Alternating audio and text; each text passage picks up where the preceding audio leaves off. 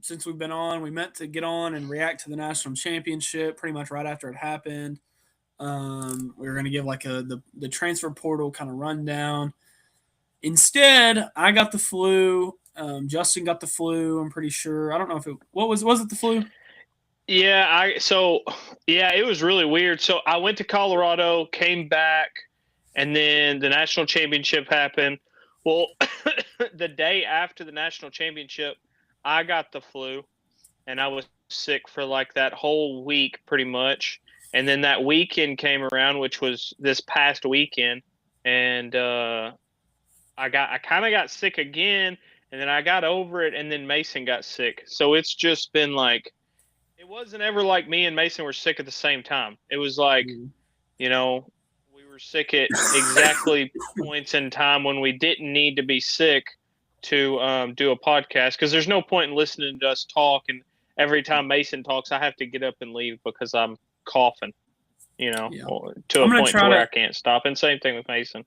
I'm gonna try to mute my mic. I'm gonna try to be proactive and mute my mic. I'm still sick. I'm not as bad as I Yeah. was a couple days ago, but I'm still a little sick. But yeah, guys, it's just been kind of an unfortunate run of everything for us health wise, and trying to put out a product. Yeah.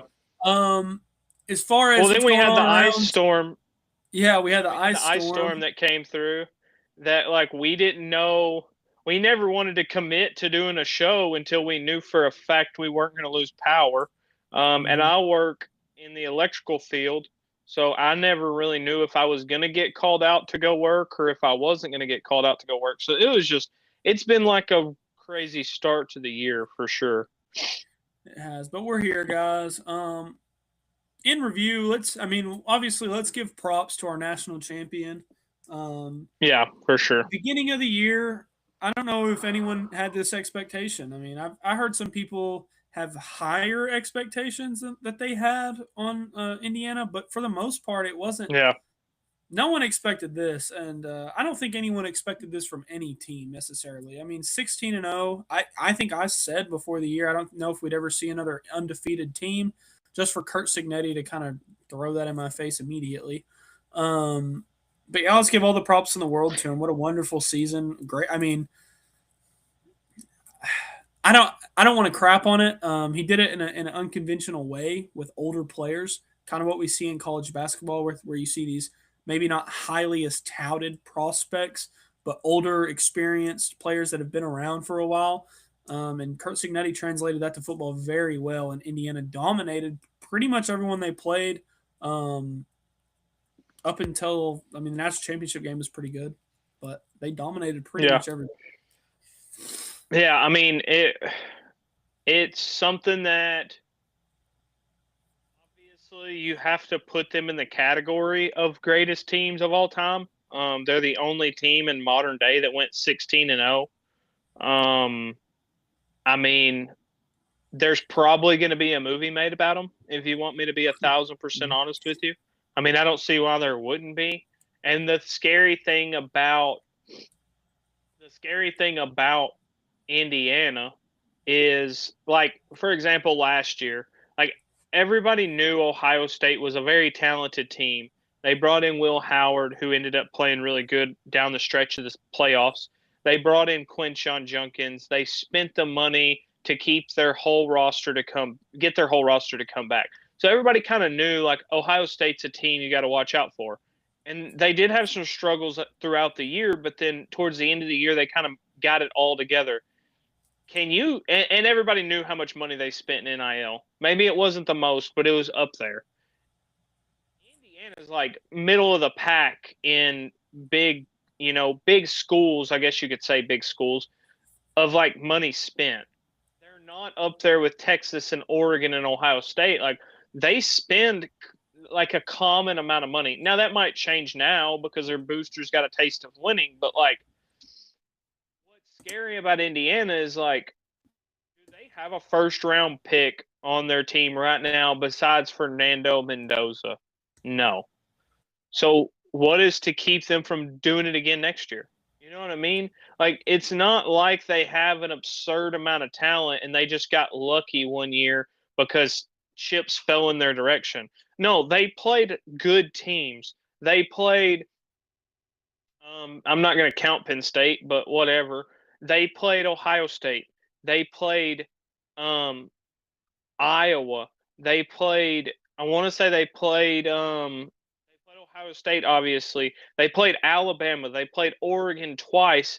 Beat them worse the second time than they did the first time, which kind of goes against pretty much everything that happened all year long. With the whole like, if you beat a team one time, it's hard to beat them again. Indiana kind of shit on that narrative. They beat Miami. I wouldn't say that it was handedly, but they kind of did control the game, and they had no talent, none.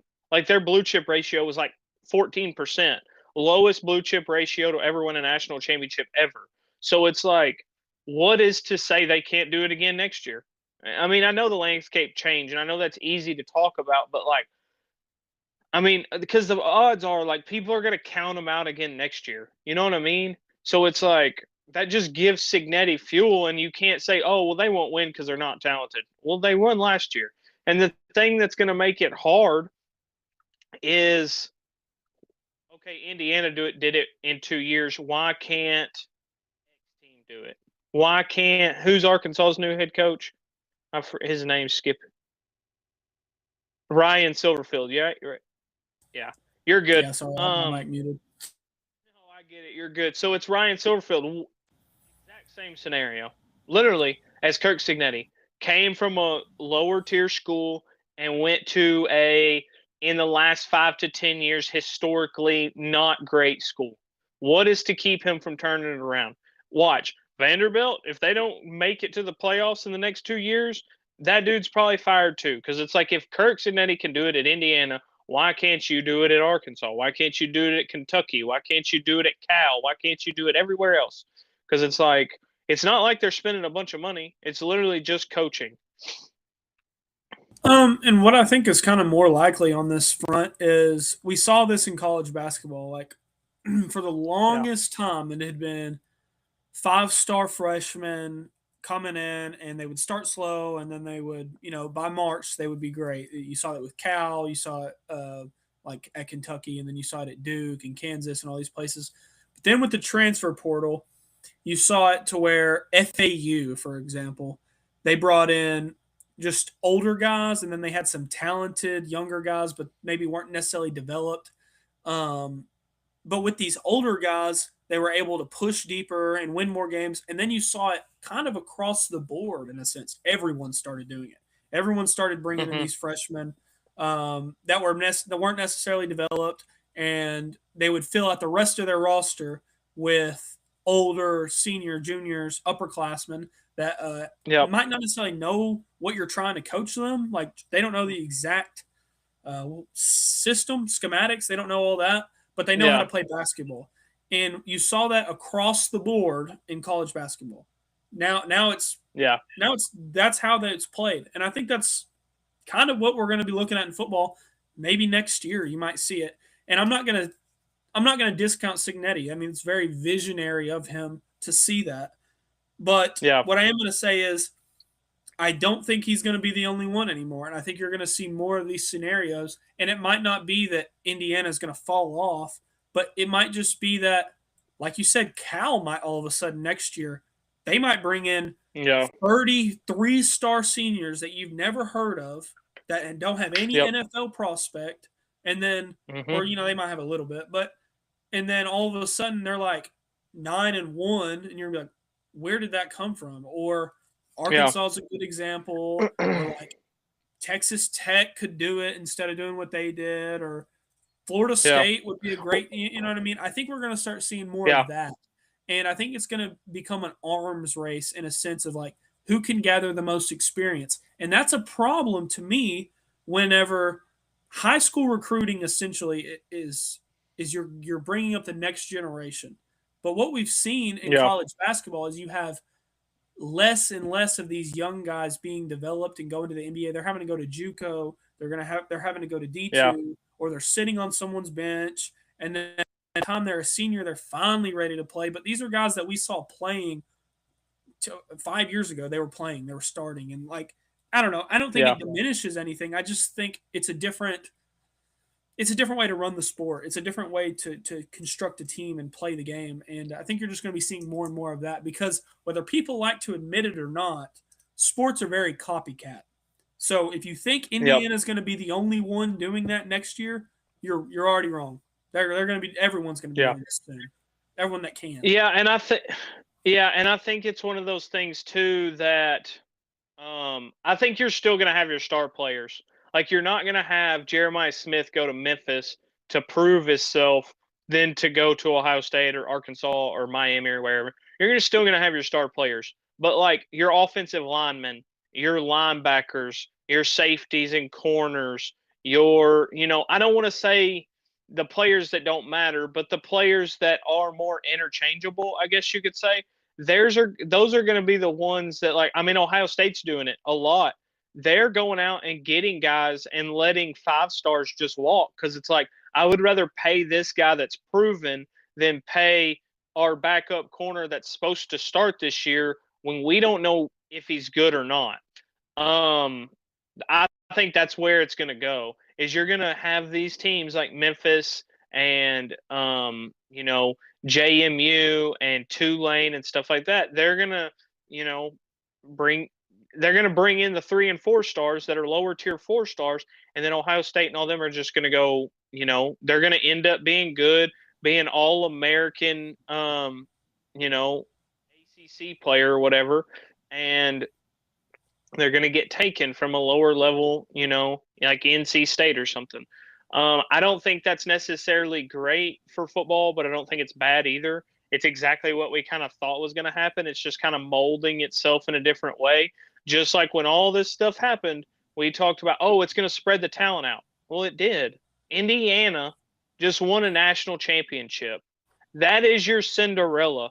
Now, that might not have happened like, yeah, they were a number 1 seed, but Mason, if I would have told you at the beginning of last year, hey, in 2 years, Indiana's going to go undefeated and be an absolute powerhouse, and they're not just going to be undefeated through a crap schedule.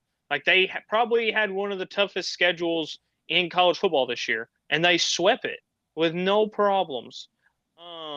They were behind some, but you know what I mean. Like they never went into overtime.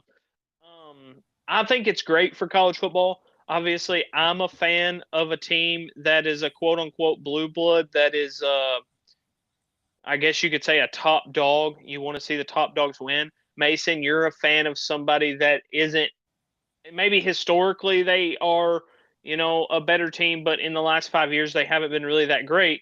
And it's coming from 2 different perspectives on our end of saying, like, what do you look at college football like now versus what I look at college football like now? Because it's very much so. It's good and it's bad, I guess you could say. Like I think it's good, but then there are some bad points. Just being a fan of Ohio State, I want all the 5 stars we can get, and I want to get rid of the ones we don't use to an Indiana or a Cal or somebody like that.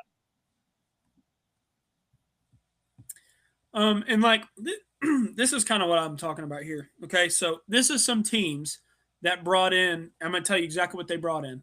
Louisville, they brought in 31 transfers. Now they let 30 walk, but they brought in 31 transfers, 26 3 stars. I mean, do you think they brought in 26 3-star freshmen? Oh, and I lost Justin, it looks like. What I was saying, I mean, do you think they brought in 26 3-star freshmen? They didn't. They brought in 26 3-star upperclassmen. Arkansas brought in 39 3-star players. They brought in 39 3-star players. UCLA brought in 39 3-stars. Mississippi State brought in 24. There was another wild one I saw in here. It was Oklahoma State brought in 51 3-stars. Now, historically in college football, if you were to build a team just on 3-stars, but you were to Mm-hmm. develop them over 4 years, you would have a team at the end of that 4 years that whatever your development looked like, if it was really good, you could have a really good team. But for those first 2 years, you weren't going to be able to mess with Alabama and Ohio State and Georgia.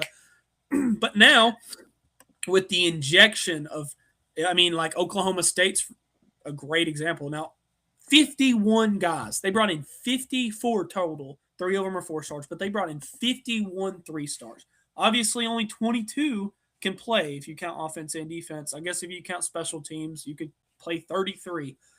There's going to be some bench riders on there, but you just injected yourself. If you brought in 40 of those guys are upperclassmen, you brought in 40 guys with real D1 college experience, even if they didn't have success. If they just showed that like team success, if they didn't have team success, but they had some sort of individual success, you just brought in 50 successful players, or like people that can be coached obviously a little bit, and they know how to play football. So that's a quick fix. That's what I've been talking about all year. And does the microwave work? Does the microwave work? We're about to see, really, because 50 people went to Oklahoma State. 50.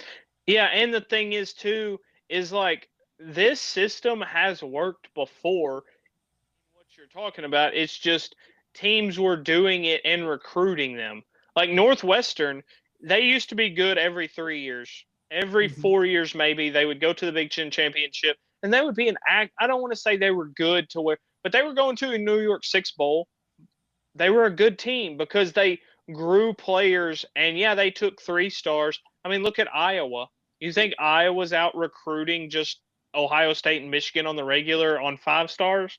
No. They're getting these kids, and they're taking some transfer portal pieces, but they're 3 stars. And I think you're exactly right, Mason. It's going to depend on, does your microwave short out at the fuse or does it not? Because every microwave has and every microwave has the potential to work. It's just, is the microwave going to work? You know what I mean? Like, sometimes it's going to work, sometimes it's not. I don't think it's a good idea to live and die by the portal, personally, but for a little bit, some teams are going to have to do that. Indiana, they might have to do it for 1 or 2 more years, and then they might not have to do it again. Arkansas, they're probably going to have to do it for a few years until they're a school that people are itching at the bit to go to. Miami, I don't know with a lot of these schools if it'll ever change, because, like, okay, I'll give the closest thing I can relate this to is basketball. Obviously, it's on a smaller scale because you have a smaller roster. But Eric Musselman at Arkansas, he was here for 4 years, I think, 3 or 4 years. Yeah. Year 1, he brought in year 1, he inherited a team that was right before the portal. We're not going to count that. But year 2, he brought in some talented freshmen, and then he brought in the rest were like veteran transfer portal people. Went to the Sweet 16, I think. Then the next year did the exact same thing. Those young guys, they stayed on the team or they went on, whatever. Brought in a whole new fresh batch of veteran transfer portal people, went to the Elite Eight, and then he went to the Elite Eight, and then the very next, right after that great run, nothing. They lost a bunch of games, did not make the tournament, which in college basketball, 68 teams make the tournament. If you don't make the tournament, that's a very disappointing year. And I think that's how it's going to be. Like, you can't convince me that Indiana's this 100 years of not being able to get high school talent is going to change. Now, they might be able to implement some things like with this newfound interest. They might be able to get new facilities and more people bought in, but you're not going to attract those people that you're not going to be able to get Jeremiah Smith from Miami to go to Indiana. You're just not. Arkansas is probably not going to be able to do that either. I think this is going to be a scenario where, like, UCLA, Arkansas, Nebraska, Oklahoma State, Indiana, all these schools are going to have to – you're going to keep living and dying by it. There's just going to be some people that are better at it. Kurt Signetti is one of them, obviously, so far. Yeah. It's hard to say that he's not. He's 2 years in. He's made the playoffs and won the national championship. But I just think that there is always that risk to – let's say Indiana next year – they come in with another team, but they lose that game to Old Dominion at the beginning of the year instead of winning it because they don't have a lot of – they don't congeal right. Well, the season's probably down the tank. Let's just say it like it is. Season's probably down the tank. And I think that's kind of what it's going to depend on is who gets hot, who congeals fast, and can ride that. Well, that's exactly right. And and when I say that they're going to do better at high school recruiting, like, I just mean, like, you take a team like Florida State. Like, you can live and die by the portal that way, or you can live and die by the portal, but also still get high school recruits that Indiana might not have got 5 or 6 years ago. Like, for example, Ohio State has a player or had a player. He's going to the league, Caden Curry. He's from Indiana. 5 years from now, Caden Curry might have went to Indiana because Indiana isn't that loser program anymore. But there's still going to be a program, and I think every program is going to have to do this, where they go into the portal and they get 15, 20, 30 guys. And instead of taking 30 guys from the high school recruiting, you only take 20 and you fill the rest of your roster with portal guys. And that's a big thing too. What you were talking about was it depends on what team gets hot. You could have taken Miami and had Miami play Texas A&M, had them play Ohio State, had them play Ole Miss, and had them play Indiana throughout the portion of their schedule around the times that they went 0-2 against Louisville and whoever else they lost to. And they're probably losing 3 out of 4 of those games. But they got hot at the right at the right time. I don't know if Michael Irvin was spiking their water or what he had going on, but he got them right at the end of the season. And that's what it's going to take. It's just like in the NFL. How many what year was it when the Giants beat the Patriots and the Patriots were 17-0 and the Giants were like 9-8? And they had the helmet catch and it was Eli Manning. Like, nobody thought the Giants were going to win, but they were a wild card. They didn't even think they were going to make it all the way through the playoffs. They ended up winning the Super Bowl. It's because they got hot at the right time. And when you play 16 games, that's what it's going to take. I'm not going to say that a team will never go undefeated again, because you said that last year or coming into this year. So did Steve Sarkisian, said the exact same thing. So it wasn't like it was just you, but like, I think it's going to take a team getting hot at the right time to win it all. And Indiana kind of did get hot towards the end of the season. Yeah, and Travis says Kurt. He's talking about Curt Cignetti. He said Kirk, but it's Kurt C-U-R-T. Said Kirk did it by recruiting 30-year-olds who are washed but huge. I mean, he did. I mean, that's exactly right to an extent. These guys are not guys that you're gonna be. No. Like, if you would have recruited these guys at 18 years old, you would not be hyped about them. They were 2 stars and 3 stars, and But and what was how crazy? College basketball started, and we're seeing football finally catch up to that. And what's crazy too is if you look at the roster, Curt Cignetti had, I don't want to say a bunch, but it wasn't just a few players from the original regime before he even got there. Travis is 1,000% right. They recruit. I mean, Carson Beck for Miami was a freshman in high school or a freshman in college at Georgia when Malachi Tony was in like 8th grade. So it's like that's all the way across the board. Some of them are going to be older than others. Like Will Howard was kind of old when he got to Ohio State. And then there's going to be some that are just freshman phenoms that come in and start at 17, like Malachi Tony and stuff like that. But I'm anxious to see what football looks like next year and the following year. Because we hear about all this transfer. No, you're good. We hear about all this transfer portal stuff, but like you don't really know what teams are going to actually be good and what teams are actually not going to be good. Well, and like if you look at a great example this year, Travis, is LSU. I mean, LSU was returning an offense that scored a lot of points, and their defense. I mean, their defense wasn't bad a year ago, and then they brought in a bunch of talent, and their defense was supposed to take a step up, and they did, but their offense lagged behind, and that was a team that everyone expected to be just this world beater team, and the portal pieces just quite didn't work. And the coach that LSU got, if you look at Ole Miss has kind of been on the forefront of this portal stuff of bringing in these people that either didn't pan out or they were good, but like maybe they just weren't in the right situation. They bring them into Ole Miss, and all of a sudden, they're good and they're in the semifinals. And they got every chance in the world to go to the national championship. I think you're just going to see more examples of that. But I do think the age of dynasty is over with. I think it's done. I think I agree. I just think we're done with that. I think the age of back to back is going to be very rare. I don't think Indiana is Yep. going to win it next year. No. I'm going to make that an official prediction. I don't know who's going to win it, but I don't think it's going to be Indiana. I just think it's going to be hard to replicate that type of stuff.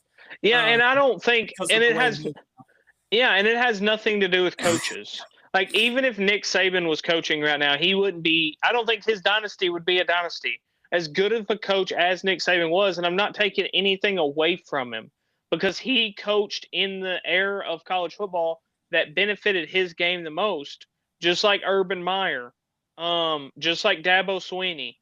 But like now, if Nick Saban was in college football right now and he coached for the next 10 years, he might win 2 national championships. You don't know because you're not going to have those 5 stars that sit for 3 or 4 years or a quarterback room like he had. Just like Ohio State's not going to have rooms like that. They might have a receiver room like that, but a receiver room is a little bit different than a quarterback room. I don't think it, like there are still good coaches in college football. So the whole argument of like, oh, well, there's not going to be a dynasty anymore because Nick Saban's not in it. It's like, no, like college football has changed. That's what me and Mason were talking about at the beginning of the year. Like, you can't sit here and say college football has changed in this aspect, but then it's not changed in other aspects. No, completely flipped college football on its head. The only thing that's the same is like fan interactions and some of stadiums them. are the same places. Yeah, but other than that, like you're completely different. Like it's and people that say, "Oh, it's an NFL model." It's not even an NFL model. It's totally different. I mean, there's nothing to compare it to. I love it sometimes, but then I hate it sometimes. Like I have a love-hate relationship with college football right now. Trav, what's the reaction going to be if Lane Kiffin doesn't take LSU to the playoff? Because let's just put it how it is. LSU fans think that they think they're Alabama, they think they're Georgia, they think they're Ohio State. And y'all's success isn't necessarily consistent, but now that you see a team like Indiana and Ole Miss going to the semifinals, and what's the reaction going to be if LSU isn't in that same exact spot next year? Do you think it's going to be like a cutthroat, or what is it, Cajun Bayou forest fire down there? What's going on? Yeah, because they do spend money. Like they spent a crap ton of money. There's really no excuse other than, oh, it's Lane Kiffin's first year. But like that's what I mean. The Kirk Cignetti effect is going to be in full swing because you're not going to have the excuse like you used to. Because Kirk Cignetti, he lost 2 games last year. The only 2 games that he lost was against teams that went to the national championship. And everybody else he blew out, and everybody bitched about how his schedule was easy and they didn't play anybody. And then they come in this year and they absolutely just went out against teams. They had a good schedule this year, beat everybody. And dog walked an Alabama team that a lot of people had going to the national championship. The excuse of, oh, we'll give him 3 or 4 years and he'll turn it around. I think that's gone.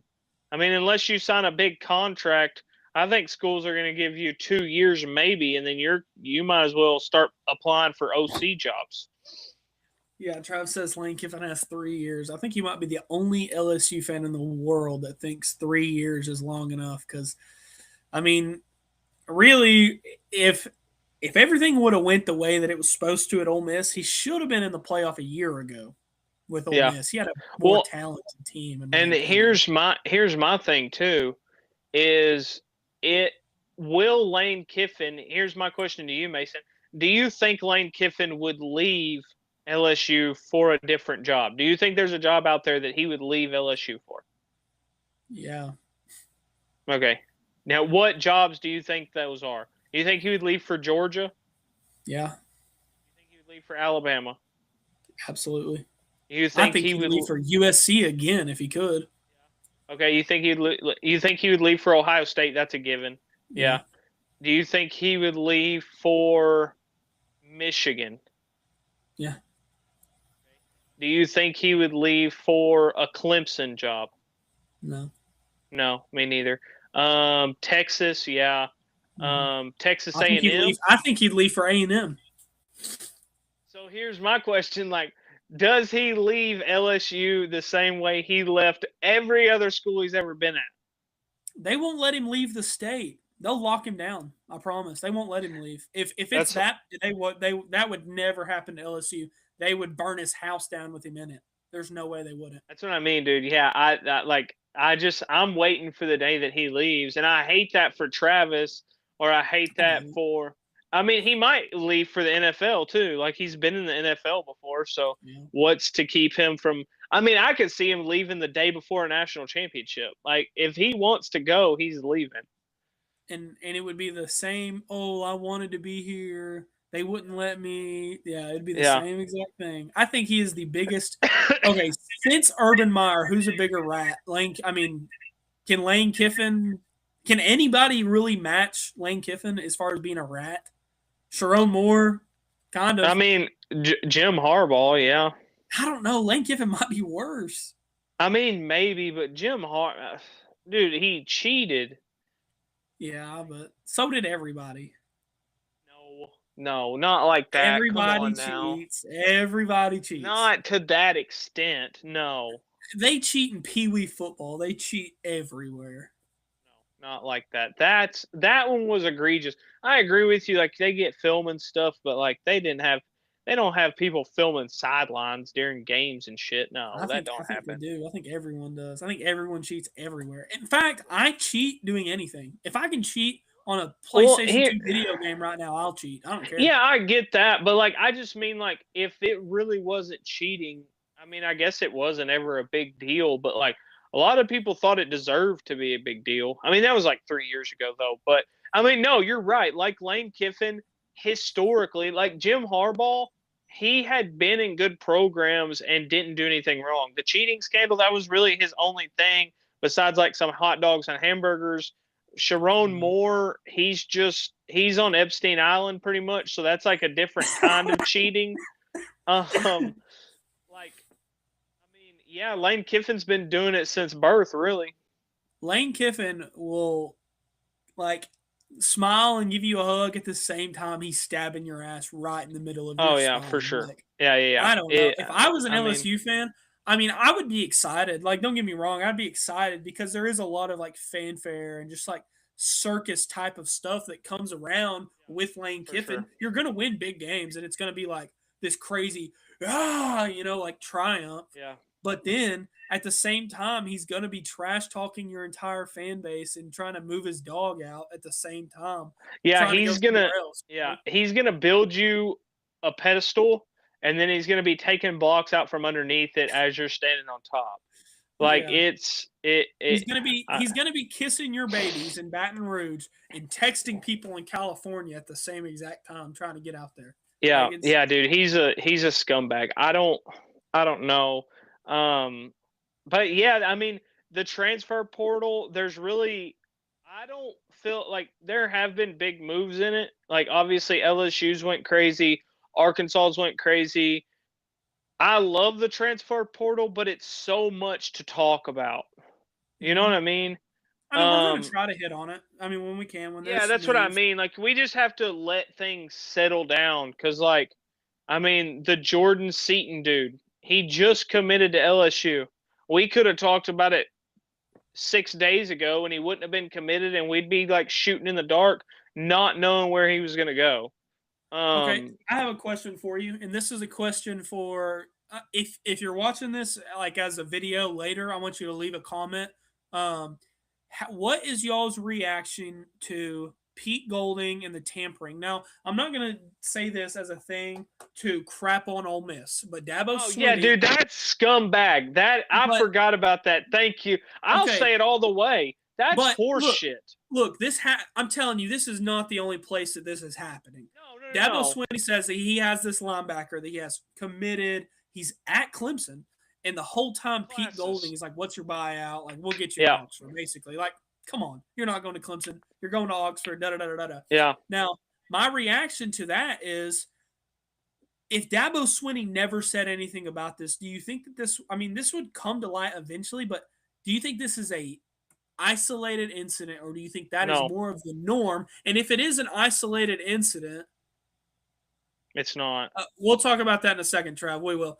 But even if it not being an isolated incident, Justin, go ahead. Talk about what's your reaction to that. How do you feel about that going on?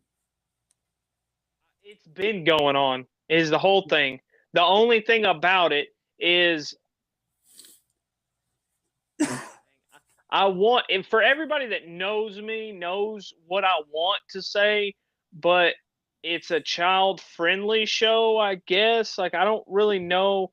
Me and Mason try to keep cussing to a minimum. I'm not going to say the P word, but a lot of coaches, if you can put together P word ass coaches,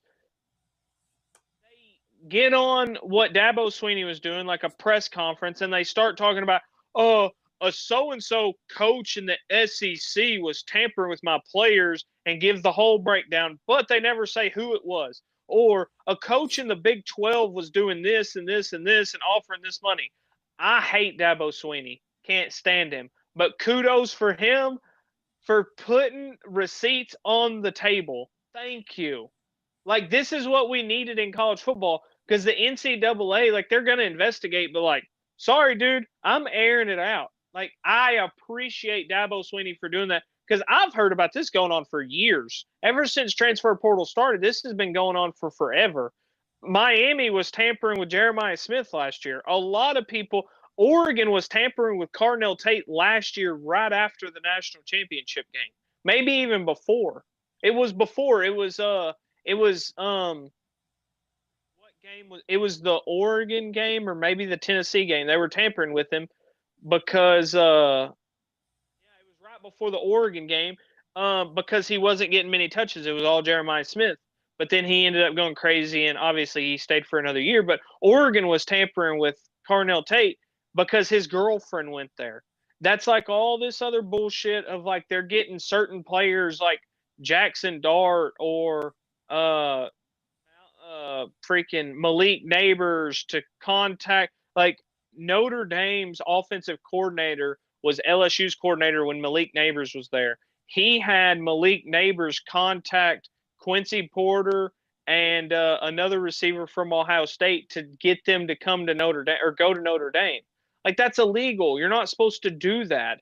But it's been going on for so long. It's just all these coaches are not man enough to say, yeah, Pete Golding was contacting this. I have all the text messages right here. Or Ryan Day was contacting my players, or, whoever. They're never ballsy enough to come out and say it. They just say, it's like they beat around the bush and they want to air it out, but they don't want to air it out because they don't want to, like, cause conflict. So as much as I hate Dabo Sweeney, he dropped his nuts on the table, and I appreciate it.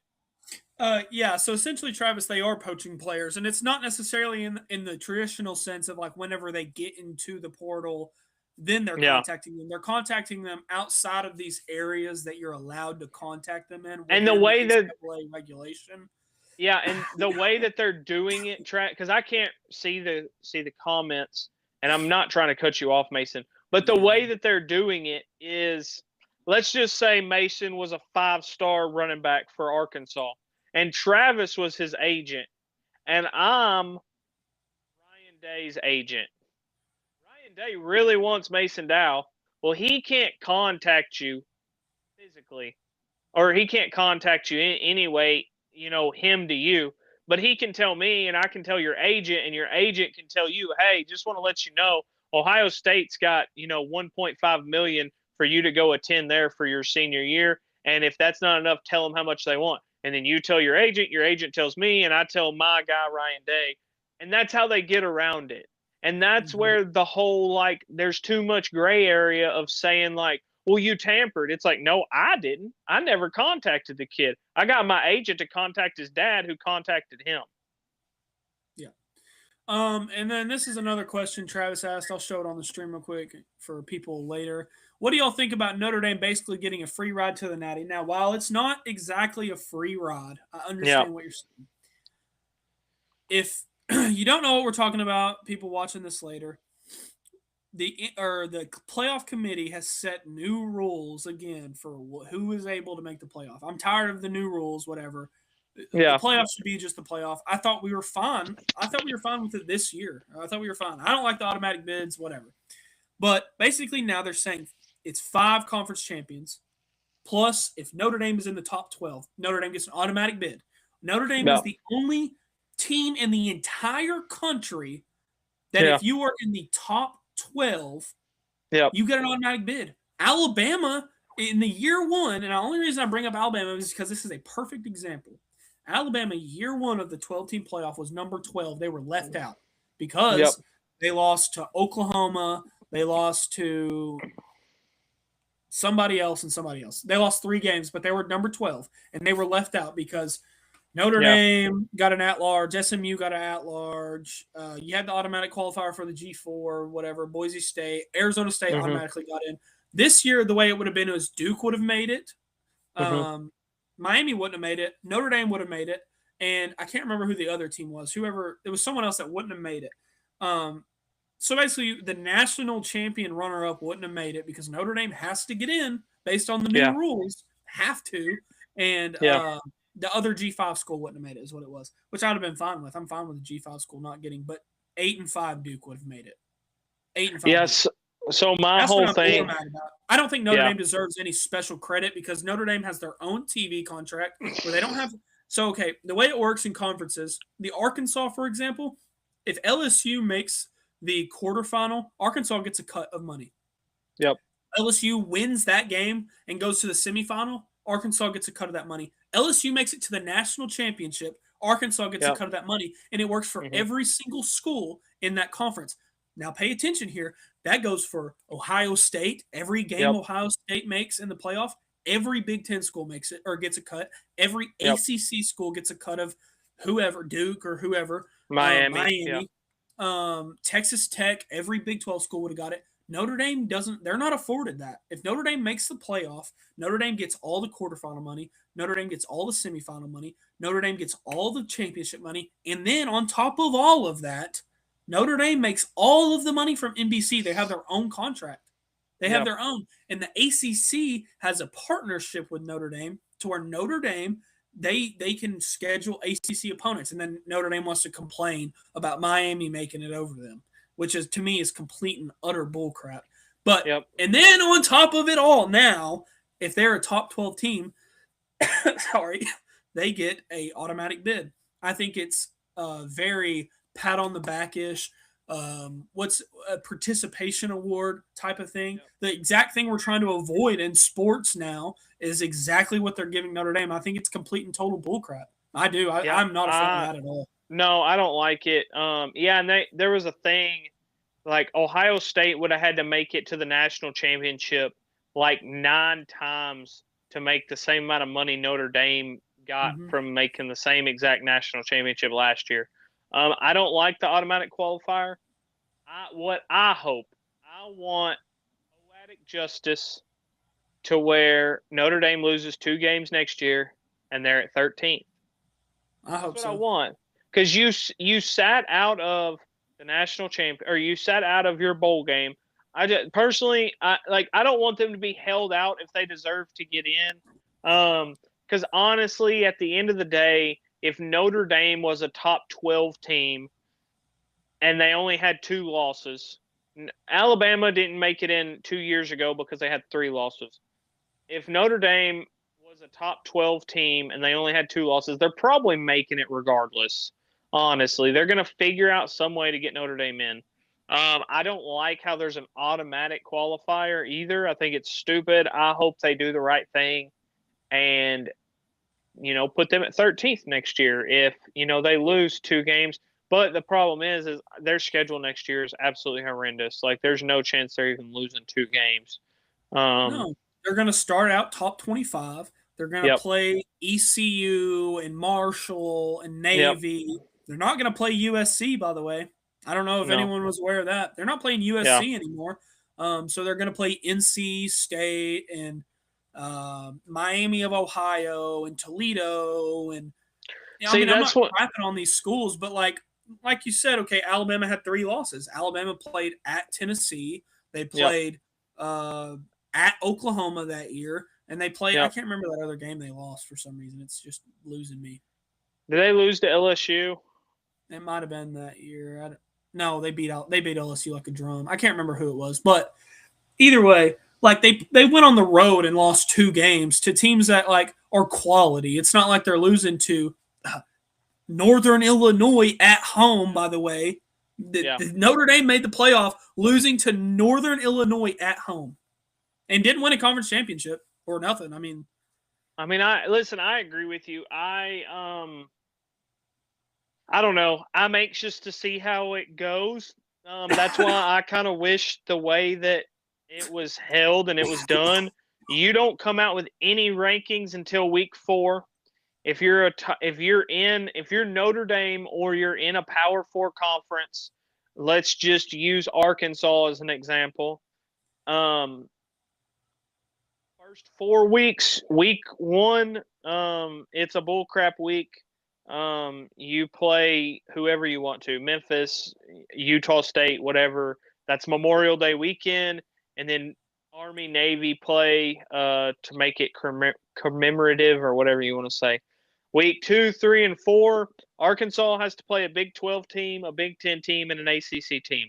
There's no ifs, ands, or buts about it. Then you play non-conference games. You don't get some bullcrap Citadel in week 10. That's bullshit, and everybody knows it. Notre Dame wouldn't have to do any of that. Exactly. Yeah, that's what I'm saying. But and Notre Dame would have to join a conference. That's kind of where I'm coming from. Or at least do the same thing that we're talking about. And then after those 4 weeks, then you come out with rankings. I don't like preseason rankings because you can put a team in like a Notre Dame, or not a Notre Dame, but like, I mean, even a Notre Dame or, a Tennessee or whoever you want to rank in the top 25, and they can lose 1 or 2 games. And if they're a top 10 team like LSU was or Clemson was, it took them forever to get knocked out of the top 25. And it's like they weren't a top 25 in general. They shouldn't have been. So it's like that's where I have such a disconnect with the top 25, and I get so frustrated because there's so many people that look at that and they're like, oh, well, the SEC or the Big 10 or the Big 12, they have 15 teams ranked in the top 25. It's like, yeah, but they don't mean anything. It's dumb to me. And especially with teams like Notre Dame that don't have any repercussions for anything. They get to handpick their schedule, and they don't really schedule hard teams. So it's at Syracuse to end the year, which is to me the equivalent of playing Northern Illinois in week 2. I mean, Syracuse was terrible. If they're a top 4 team next year, they get a 2-round bye pretty much because they don't play a conference championship game, and then they would have a first round bye, so they would have like a month off. Well, that's all I got for today. The last thing I do want to talk about, and I know there's probably been coaching hires everywhere else. Ohio State hired the Steelers offensive coordinator. Let me look at. Yeah, and I think it's a great hire. The only reason I think it's a great hire is because they're probably going to run the same style offense they ran last year. He's an NFL head coach and coordinator. But do you know who his father is, Mason? The FedEx guy. Yep, owns FedEx or CEO, or he's a billionaire. And if you cannot tell me he is not going to donate money to his son's program to make them a better team, you're absolutely smoking on something that you got to be drug tested for, because he's definitely donating money to Ohio State. Why wouldn't you? Your son's the offensive coordinator. He's already donated a bunch of money to Memphis. Yeah, exactly. So I don't mind the hire. A lot of people think it's dumb, but a lot of people thought that the Matt Patricia job, that was a dumb hire too. And I mean, it ended up obviously being something that was generational. Hopefully he hates his son and he hates Ohio State. It's what I hope. Yeah, I figured you would hope that. We don't need Ohio State with any more money. That's awful. That's awful for everybody else. Yeah, you're right. That's pretty much all I got, man. I'm excited about Arkansas. I'm excited about Ohio State. I'm excited about just college football in general. I'm really excited for USF.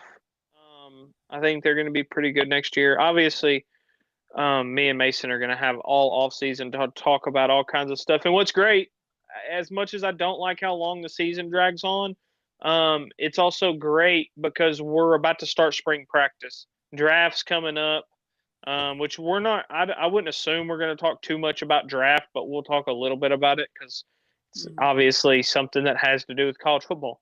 So yeah, we'll that's react all. to it.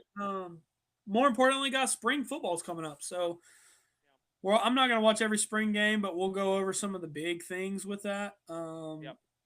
Isn't there a spring portal still?